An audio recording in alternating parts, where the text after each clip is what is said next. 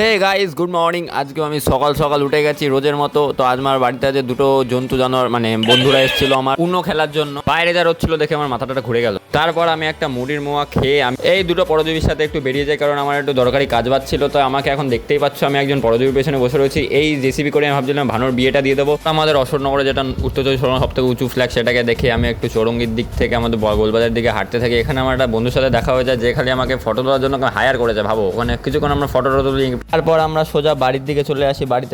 বাড়িতে এসে আমি একটু ওয়ার্কআউট করি, কারণ একটু বডি ফডি বানাতে হবে, বেশি রোগা হয়ে যাচ্ছে। ঠিক আছে, তারপর আমি 7টার দিকে আমাদের মাঠের দিকে একটু খেলতে যাই। তার আগে একটু গান টান শুনে আমি নাচছিলাম বাড়িতে, কারণ আমি কোনো কাজ বাজ পাচ্ছিলাম না। তারপর আমি একটু চিনি আর নুন দিয়ে একটু ছাতু গুলে আমি হালকা করে খেয়ে ফেলি, কারণ ছাতু খেলে মানে একটা স্ট্রেংথ আসে শরীরে। তাই আমি ছাতুটা খেয়ে সুন্দরভাবে সন্ধ্যাবেলা আবার বেরিয়ে পড়ি আমাদের মাঠে ক্রিকেট খেলার জন্য। অনেক দিন পর শুরু হচ্ছে আবার গরমকালে।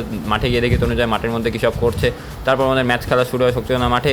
তারপর আমরা যদিও ব্যাট পেয়েছিলাম, আমি ব্যাট করতে গিয়ে 1 রান নিই, তারপর বলে আউট হয়ে যাই। তারপর আমি সুদীপের সাথে একটু রাস্তায় বেরিয়ে পড়ি। রাস্তায় দেখি কোনো পুজো বাড়ির প্রসেশন যাচ্ছে। তারপর আমি আর সুদীপ একটু ঘুরছিলাম, হালকা করে দেখে নাও সুদীপকে, সবাই ওকে একটু লাইক সাবস্ক্রাইব করে দিও। তারপর আমি বাড়ি চলে আসি। বাড়িতে এসে সন্ধ্যার টিফিন হিসাবে চাউমিন খেয়ে ফেলি। তারপর আমি 5 টাকা নিয়ে দোকানের দিকে চলে যাই একটা জেমস আর কটা আমুল গুঁড়ো দুধ কেনার জন্য। ঠিক আছে, তো আমি এখন এটা কিনে সোজা বাড়ির দিকে চলে যাই। বাড়িতে রাতের খাবার আমার রুটি আর ডিম কষা খেয়ে আজকের মতো আমি এখানে সোজা ঘুমাতে চলে যাই। ব্লগটা এখানে এসে ভালো লাগলে লাইক সাবস্ক্রাইব অবশ্যই করবে।